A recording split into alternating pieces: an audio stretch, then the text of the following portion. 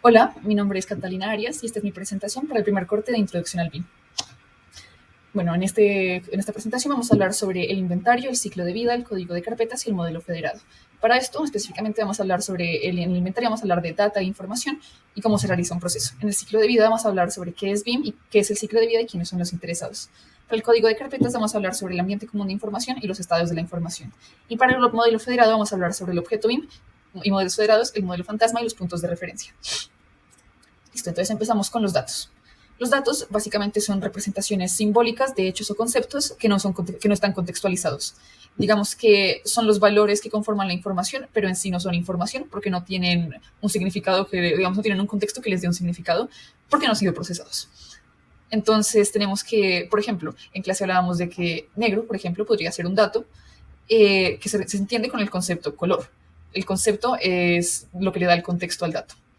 En esto tenemos dos tipos de datos. Los datos estructurados, que son bases de datos relacionales o hojas de cálculo, que básicamente se refiere a tipos de datos que son fácilmente clasificados y accesibles y digamos que están en un sistema que les permite ser integrados a la información de manera más estructurada. Y los datos no estructurados, que pues básicamente son toda la información que no esté digamos que no tenga un sistema de codificación más estandarizado. Entonces tenemos, por ejemplo, texto libre, imágenes, videos, correos electrónicos, etcétera. Seguimos con la idea del Big Data. El Big Data básicamente son conjuntos de datos o combinaciones de datos cuyo, digamos, tamaño, variabilidad y velocidad no dificultan que sean procesados como los datos normales. Digamos que estos no son el tipo de datos que una sola persona pueda, digamos, que acceder y comprender en su totalidad porque son muchísimos. Digamos, es como básicamente cómo funciona el Internet, por ejemplo. Son millones y millones y millones de datos que son incomprensibles por sí mismos, necesitan ser procesados para poder sacar alguna conclusión de ellos. El ejemplo que ponemos en clases, por ejemplo, incluso nuestra manera de percibir el mundo, son millones y millones de datos, pero nuestra manera de procesarlos le da un significado y un contexto. La importancia del Big Data en BIM radica en la capacidad de organizar estos conjuntos de datos tan enormes y llevar a una conclusión que nos permita tomar buenas decisiones. En el caso del BIM, pues la cantidad de datos radica en que el objetivo del BIM es crear una representación del proyecto tan cercana a la realidad que contenga información tanto general como muy específica. Entonces, la cantidad de datos que hay por un objeto pequeñito puede ser un sistema de tuberías, una perilla, lo que sea, es bastante grande. Entonces, la idea del BIM es poder administrar esta información de una manera que nos permite, estos datos, de una manera que nos permita tomar decisiones informadas y pues, correctas durante el periodo del proceso. Tenemos que las 5 V son las características de los datos, que son pues, volumen, velocidad, variedad, veracidad y valor. Seguimos con la idea de información, que es básicamente en lo que se convierten los datos cuando son procesados y / contextualizados. La definición formal es que es un conjunto de datos organizados que transmiten un mensaje de un locutor a un receptor. Entonces tenemos que para estructurar para procesar la información tenemos 4 procesos que son segmentación, agrupación, anidación y jerarquización.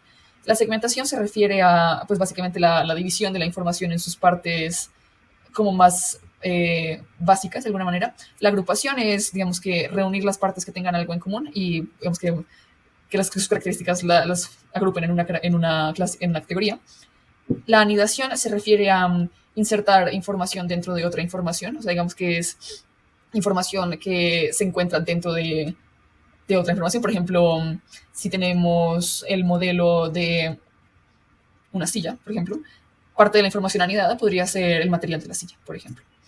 La jerarquización básicamente se refiere a que hay niveles de información que van desde lo más como grande a lo más pequeño. Un ejemplo que dábamos en clase era, digamos, una dirección, que es una información que se puede segmentar en, digamos, ciudad, el país, ciudad, localidad, UPZ, calle, carrera, barrio, etcétera, etcétera. Eso es una segmentación. Una agrupación pues sería la caracterización de cada una de estas categorías. Y la jerarquización sería entender que una localidad es más grande que una UPZ, por ejemplo, y que por tanto se debería entender primero en qué localidad está para encontrar la UPZ. De esta manera llegamos a la idea de proceso, que básicamente un proceso es, digamos que como la manera de llegar a cualquier resultado, de convertir cualquier objetivo, de llevar cualquier objetivo a una realidad. Entonces tenemos que, para iniciar un proceso, lo primero que tenemos que hacer es definir un objetivo y unos alcances. El objetivo, pues básicamente nos define qué queremos hacer, o sea, para qué estamos iniciando el proceso. Entonces, bueno, ya una vez se inicia el proceso, que se llama input, se debe, por medio de la investigación, definir qué recursos y qué metodología se necesitan para poder llegar al resultado establecido en el objetivo. Los recursos se dividen principalmente en el tiempo y los insumos. Los insumos es refiriéndose a lo que necesitamos para hacer los materiales, personas, mano de obra, etcétera, etcétera. Y ya por eso, y por medio de esta investigación también se define una metodología, que es básicamente cómo lo vamos a hacer. O sea, ya cuando tengamos nuestro objetivo, decimos definir cómo lo vamos a lograr. La metodología pues nos lleva a una salida que nos da un resultado, y el resultado debe compararse con el objetivo para determinar su calidad, qué tanto del objetivo logramos cumplir en el resultado. De esta manera, nuestra primera tarea fue hacer un inventario de nuestros insumos. Entonces hicimos un inventario del hardware, que son nuestros equipos, sus características, digamos, su marca, sus capacidades RAM, sus procesadores, sus tarjetas gráficas, qué Windows estamos operando, etc.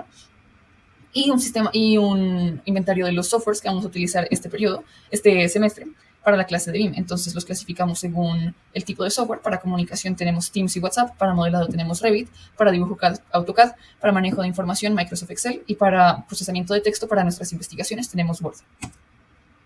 Listo, seguimos con qué es BIM. Hay que aclarar que el BIM no es un software, sino es una metodología de trabajo. Muchas personas piensan que BIM se refiere a AutoCAD o a algún tipo de modelado, y no. El BIM básicamente es una manera de gestión y generación de información que ordena 3 cosas: personas, procesos y herramientas. Digamos que establecíamos anteriormente que la construcción, el desarrollo de un proyecto arquitectónico implica demasiadas personas, demasiados procesos y demasiadas como partes individuales que deben juntarse para llegar a un objetivo. El objetivo del BIM, el propósito del BIM, es que todas estas millones y millones de partes y de data y de información logren juntarse en un solo sistema coherente y que permita tomar buenas decisiones en todos los momentos del desarrollo. Entonces tenemos que existen 4 niveles de BIM, que es nivel 0 o no hay BIM, que es cuando no hay colaboración, y básicamente es como tradicionalmente se hacen los proyectos arquitectónicos, que es un dibujo CAD no administrado, o sea que no es compartido entre los diferentes interesados. El nivel 1, que es colaboración parcial, que es una combinación con una de tecnología 2D o 3D con una herramienta de colaboración o un CAD, que más adelante veremos, pero pues es un entorno de datos común. El nivel 2, que es full collaboration, que es la integración total de este modelo con el CAD, o sea que todo lo que se hace en el modelo se trabaja por medio del CAD en un entorno colaborativo. Y el nivel 3, que es Full Integration, que es esto más el manejo de la edificación, que es la tercera fase del ciclo de vida del BIM, que es el BOOM. Entonces, básicamente es cuando esta administración global se transfiere a de la construcción, se transfiere a la administración del edificio cuando ya está construido. Seguimos con el ciclo de vida. Entonces, el ciclo de vida básicamente son las fases que integran el proceso de realización del proyecto, que van pues desde el anteproyecto hasta la etapa de operación. En él intervienen varios profesionales y softwares especializados en cada tarea. Entonces, básicamente el ciclo de vida son los procesos que deben cumplirse para lograr el objetivo de construir el proyecto, o sea, de construir y administrar el proyecto. El ciclo de vida total se divide en 3 fases importantes: el BIM, que se refiere al Building Information Modeling; el BAM, que se refiere al Building Assembly Modeling; y el BOOM, que se refiere al Building Operation Optimization Modeling. Como parte del BIM está el anteproyecto y el diseño; como parte del BAM está la construcción; y como parte del BOM la operación, el mantenimiento y la remodelación. Digamos que lo importante acá es que la metodología del BIM permite reducir el riesgo y el tiempo. Entonces, si se toma una decisión oportuna en iniciar un diseño cuidadoso, tendrán que haber menos cambios en el proceso de construcción, que es la siguiente fase, y digamos que hará que el proceso de operación y mantenimiento del edificio durante su vida útil sea mucho más, digamos que llevadero y tenga muchos menos problemas. Digamos que la mayoría del costo de tener un edificio no se va ni en el diseño ni la construcción, sino en la operación. Entonces, el objetivo principal del BIM es hacer que la mayor cantidad de esfuerzo se ponga en las primeras etapas, para que en la etapa de operación el edificio, digamos, que funcione mucho mejor y se gaste mucho menos dinero en operación, mantenimiento y remodelación, que tienden a ser los principales, el mayor gasto en un edificio. Con esto seguimos a los interesados, que pues como mencionamos anteriormente, en un proyecto arquitectónico, sí, existen muchas disciplinas que intervienen en un proyecto. Pues empezando por el propietario, que es el que pues inicia todo queriendo hacer su proyecto; los arquitectos, los constructores, los curadores, por ejemplo, los ingenieros de las instalaciones MEP, los ingenieros de estructuras, abogados si hay algún problema legal, etcétera, etcétera. Entonces, los interesados en una metodología BIM son los especialistas en diferentes disciplinas que tienen que intervenir en diferentes fases del ciclo de vida para que se cumpla el proyecto. Cabe aclarar que no todos los especialistas aparecen en todas las fases del ciclo de vida, ya que pues, hay fases que son específicas para ciertas personas y pues que no es necesario que todos, no es necesario ni sería bueno que todos intervinieran en todas las fases. En esto seguimos con las etapas y subetapas del ciclo de vida. Entonces, esta es nuestra segunda tarea y lo dividimos en pues, las tres categorías principales inicialmente, que son BIM, BAM, BOOM. En la etapa del BIM tenemos otras etapas que son prefactibilidad, factibilidad, diseño, y para cada etapa tenemos unas subetapas. La etapa de prefactibilidad se refiere principalmente a la definición de digamos que el objetivo del proyecto, o sea, por qué quiero hacer este proyecto, o sea, por qué es bueno hacer este proyecto, y se divide principalmente en el estudio de la zona, recolección de datos, el análisis de la información, el planteamiento del problema, la definición de los interesados y la definición de parámetros y objetivos. Es básicamente, en nuestro diagrama que veíamos de proceso, es el primer paso, la definición de qué quiero hacer. En esta fase intervienen especialistas como un arquitecto, un urbanista, un gestor de proyectos, el cliente claramente, un arquitecto, un ingeniero, y un gestor de proyectos. Digamos que esta fase se basa principalmente en la recolección, el análisis y procesamiento de información y la definición de un objetivo. La factibilidad es el estudio del preliminar de la viabilidad técnica y económica de un proyecto propuesto. Digamos que antes de empezar a diseñar se empiezan a hacer estudios mucho más específicos de, digamos, ubicación, una estimación de costos y un levantamiento de cómo el terreno existente para ver cuál sería la mejor manera de diseñar y si es posible hacer un diseño. En este caso, en el análisis de ubicación interviene el arquitecto, el topógrafo, el geotécnico y el urbanista. En el levantamiento de condiciones existentes se interfiere un arquitecto, un topógrafo, un geotécnico, un modelador BIM y un urbanista. Y en la estimación de cantidades y costos pues tiene que incluirse un profesional de presupuestos y costos, un arquitecto y el cliente, que pues, en últimas es el que, digamos, que tiene el control económico del proyecto. En el diseño, que es la fase en la que se lleva a cabo la creación del modelo BIM y de todas las geometrías y los diferentes como las diferentes especialidades que requiere un edificio o un proyecto. Digamos que en esta parte del proyecto es crucial que las dos anteriores etapas hayan sido correctamente realizadas, porque pues son las que determinan lo que finalmente se terminará haciendo. Y esta etapa es muy importante en la etapa de construcción, porque aquí es donde se tienen que definir todos los, digamos que es donde tiene que ser idealmente definido todos los problemas de construcción, todos los detalles y demás, para que cuando sea el momento de la construcción no sea necesario hacer cambios en la obra, sino que todos los cambios se puedan realizar en la etapa de diseño. El diseño se divide en esquema básico, anteproyecto, proyecto, diseño de detalle y presupuesto. El esquema básico es como una primera aproximación a lo que puede ser la solución que se plantea, a la solución de lo que se busca en los objetivos de la etapa de prefactibilidad. No es nada concreto, es un diseño que cambia constantemente y pueden hacer, digamos que es algo que se itera constantemente y pueden haber muchos hasta que se llegue a algo más concreto. El anteproyecto es la idea y la intención más desarrollada, pero aún no de forma acabada, porque pues, la idea todavía puede ser mejorada, perfeccionada o incluso modificada. El proyecto ya es el desarrollo de la idea planteada en el anteproyecto como en todas sus estructuras principales, que serían pues, la estructura arquitectónica, la estructura, los planos estructurales y demás. Y esto ya incluiría los modelos menos específicos, los modelos más generales del proyecto, los planos y demás. Aquí pues interfiere principalmente el arquitecto y el ingeniero calculista. En el diseño de detalle, modelador BIM. En el diseño de detalle ya es cuando cada especialidad que pertenece al proyecto pasa a ser pasa a ser modelos propios. Entonces principalmente aquí se ven el ingeniero MEP, los diseños de las estructuras MEP, que son electricidad, agua, diseño de tuberías, de los sistemas incendiarios, etcétera, que ya son modelos que se insertan dentro del modelo principal que se desarrolla en el proyecto. Aquí también pueden entrar cosas como si necesita, digamos, algún enlace específico para la estructura o si se requiere algún diseño más específico de las cosas que se diseñaron en la etapa del proyecto. Aquí interviene pues, el ingeniero calculista, el ingeniero MEP, el arquitecto y el modelador. Y el presupuesto, por último, es la definición de los costos pues, presupuestados, o sea, con todo lo que se definió en la etapa anterior del diseño, se empieza a mirar cuánto podría ser el costo real del proyecto. No siempre va a ser 100% real porque pues, los precios cambian y siempre van a ocurrir cosas inesperadas, pero la idea en el BIM es que estas cosas inesperadas sean las menores posibles, que el presupuesto sea lo más exacto posible. La etapa del BAM consiste en la construcción. Entonces, la construcción es la materialización del proyecto y el BIM asegura una continuidad del proceso constructivo y garantiza la coherencia entre lo que se estableció en la etapa de diseño y la ejecución física, o sea, que los cambios que hayan no sean significativos y en preferencia que no haya. Esta metodología se encarga de mantener el proyecto en curso, supervisando que la implementación en el terreno se ajuste fielmente al proyectado inicialmente.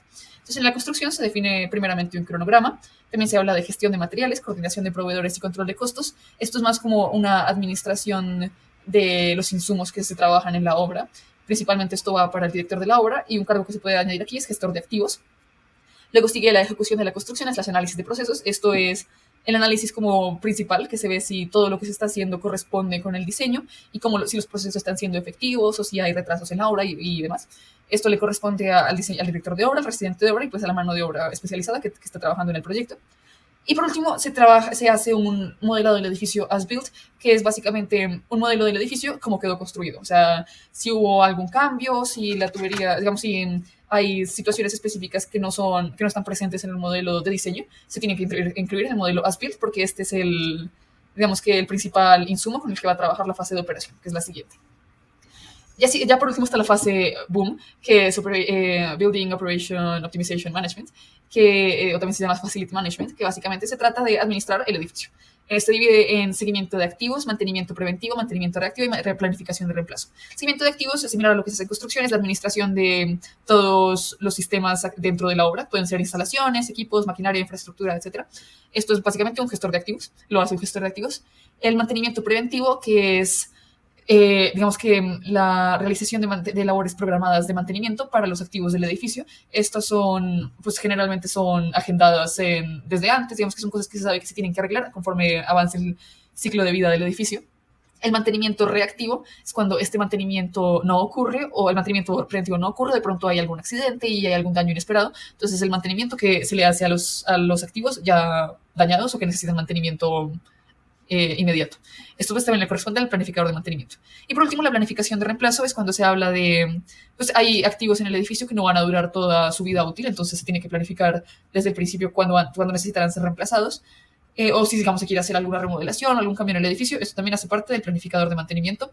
Y pues el objetivo es el reemplazo de activos existentes. Continuamos con el CDE, que es el Common Data Environment, que es básicamente el entorno de datos común en el que los diferentes interesados se pueden, digamos que, administrar sus recursos de BIM. El CDE no se limita únicamente a recursos como modelos o planos, sino que también puede incluir documentación, datos, digamos que de pronto documentos legales, etc. Y esto le permite a todos los interesados en el proyecto tener acceso a la información, no a toda la información, sino a la información que según su función necesiten, y para que la comunicación sea mucho más efectiva. Entonces no se comunique solo, si el ingeniero necesita hablar con el ingeniero calculista con el ingeniero MEP, digamos que tiene accesible esa información y no está bloqueada dentro de, digamos, archivos individuales. En este sentido, seguimos con los estados del CDE, que es definidos por el ISO 19650. La norma ISO, que es un estándar internacional, en el que en este caso garantiza la buena gestión de la información cuando se trabaja utilizando la metodología BIM en arquitectura. Los requisitos para un buen CDE son almacenamiento, porque los archivos BIM pues, pueden ser de mucho tamaño. El versionamiento, que se trata de si se requiere volver a un estado anterior de lo que se estaba trabajando, pues sea posible retroceder en el tiempo. La trazabilidad, para ver quién edita qué o quién sube qué para cuando necesiten cuestiones de responsabilidad, si hay algún problema, etc. Y el control de acceso, porque como mencionamos anteriormente, no todos los archivos deben ser accesibles para todos los interesados, ya que algunos no corresponden con su función o hay de pronto información que no debería ser modificada por todos. En este sentido llegamos a los 4 estados de la información definidos por el ISO 19650, que son work in progress, que es básicamente donde los especialistas trabajan de manera individual o pues por sus especialidades. El compartido, que es cuando estos archivos individuales son subidos a la carpeta general, en la que digamos que todos los involucrados puedan verlo y saber y pues mirar si es correcto para ser subido, publicado, o si debe volver al work in progress. Está el estado publicado, que es cuando la información es autorizada para o ser entregada al cliente o digamos en el caso de BIM podría ser la entrega de un plano específico o la entrega de modelos BIM, por ejemplo. En nuestro caso, el publicado se refiere con la entrega del trabajo al profesor. Y en el caso del publicado, pues existen 2 condiciones. Si el archivo es correcto, si el archivo cumple, pues se pasa archivado para futuras referencias. Y si no cumple, tendría que volver por el proceso y empezar otra vez en work in progress para poder volver a empezar y encontrar una solución correcta. En este sentido, de esa manera hicimos una estructura de carpetas que las dividimos, bueno, la principal es BIM 2403, y las dividimos en investigación, actas y tareas, que serían nuestra versión de compartido, Work in Progress, en el que se encuentran de 4 carpetas codificadas para cada uno de los integrantes con sus iniciales y su semestre, y una carpeta de archivado que de momento no tiene nada, porque pues no hemos terminado nada. Las carpetas de investigación y tareas se dividen por los cortes del semestre, primer corte, segundo corte y tercer corte, y cada corte se divide por la cantidad de semanas que hayan, para que sea claro qué investigación y qué tareas de cada semana, y una carpeta de el último estado de información, que es entrega, que es ya donde irían todas las investigaciones en un único PDF. El objeto BIM y el modelo federado, continuamos. Entonces, bueno, como mencionábamos anteriormente, en un proyecto BIM existen muchas disciplinas y cada una contribuye con su propio tipo de información. Para esto existe un formato que se llama IFC, que es básicamente un formato de intercambio capaz de, aquí se aglutinar, organizar, como de procesar información tanto geométrica como no geométrica. Esto refiriéndose a la información geométrica es como la que se puede ver como en el modelo, literalmente la geométrica es, digamos, sí, el color, la textura, de pronto si es grande, qué forma tiene, etcétera. Y la no geométrica ya se refiere a información como datos específicos del modelo que son accesibles principalmente por, digamos, texto o números. Entonces, por ejemplo, en el caso del modelo podría ser el peso, la resistencia, el tipo de material, etcétera. Entonces, bueno, el modelo federado, ya específicamente, combina los modelos individuales de cada disciplina en un conjunto. Esto permite que las diferentes disciplinas no tengan que trabajar en un único modelo, que sería muy difícil porque entre más cosas le añaden al modelo, pues más pesado se vuelve y más difíciles de trabajar. Además de que hay cosas que solo deberían poder modificar las personas que pertenezcan a esa disciplina.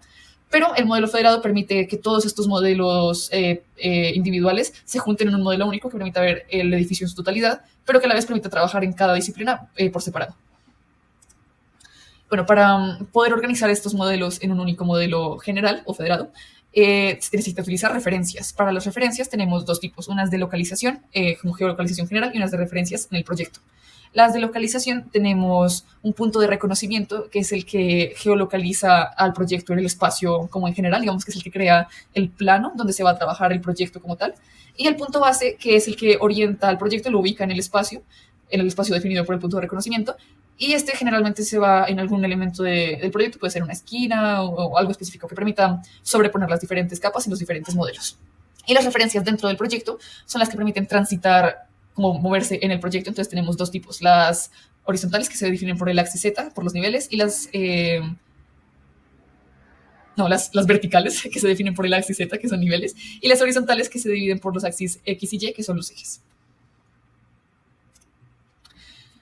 Y ya por último tenemos la idea del modelo fantasma. Entonces, básicamente, en esto de los modelos federados existe la idea de anidación, que como mencionamos anteriormente, es cuando se junta información más pequeña en información más grande. Entonces, aquí un ejemplo para hacerlo más claro es que podemos tener muchos planos del CAD, pero los anidamos en un único modelo fantasma, que sería un modelo 3D, en este caso puede ser Revit, que incluye todos los planos organizados en el espacio. Esto nos permite que el manejo de los planos sea mucho más sencillo, porque hacen parte como de un único archivo de información, pero a la vez son editables por separado si se necesita. Y ya de esta manera hicimos para nuestra última tarea un modelo federado general, pensando en nuestro proyecto, que son 4 casas en un conjunto comunitario. Entonces, proponemos 2 niveles de anidación. El primero, entonces, encontraría la localización del terreno, de la delimitación del terreno y las instalaciones MEP comunes. Esto incluiría un CAD geolocalizado, un CAD de topografía y un modelo del terreno y un modelo de las instalaciones. Para esto, pues, incluiría el arquitecto y el topógrafo y el ingeniero MEP. Y nuestro segundo nivel de anidación ya sería separando el modelo federado general en 4 modelos centrales, que serían pues cada una de nuestras casas, y estos modelos a su vez contendrían diferentes anidaciones de las diferentes disciplinas que necesitamos para el desarrollo de nuestras casas o nuestros proyectos. Y en este caso sería el estudio de suelos, que sería el ingeniero geotécnico, la excavación del terreno, que sería del arquitecto, el diseño arquitectónico del arquitecto también, el diseño estructural del ingeniero estructural, las instalaciones MEP del ingeniero MEP, el diseño de acabados para el arquitecto interiorista y el mobiliario también del arquitecto interiorista.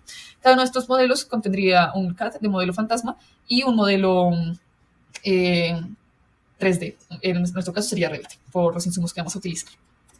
Y esto sería todo. Muchas gracias.